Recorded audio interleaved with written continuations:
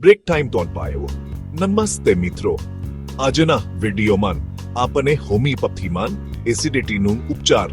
કેવી રીતે કરી શકાય તે જાણીશું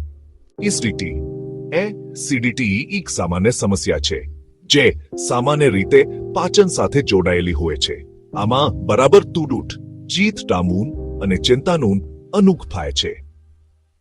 હોમિયોપેથીમાં ઘણા પ્રકારની દવાઓ જે એસિડિટીથી રાહત માટે અસરકારક છે જેમ કે આર્સેનિકમ એલ્બમ નક્સ વોમિકા કાર્બોવેજ જ્યારે પણ તમને એસિડિટીના લક્ષણો અનુભવે ત્યારે હોમિયોપેથી દવા સાથે સંશોધન કરો જો જરૂર પડી જાય તો એક કુશળ પરામર્શકરની સહાય લો આ માહિતી તમને મદદરૂપ હોય તેવા આશા છે TKTN.fs પીકડા શેર કરવાનું ભૂલશો અને આપનું ચેનલ સબસ્ક્રાઇબ કરો ધન્યવાદ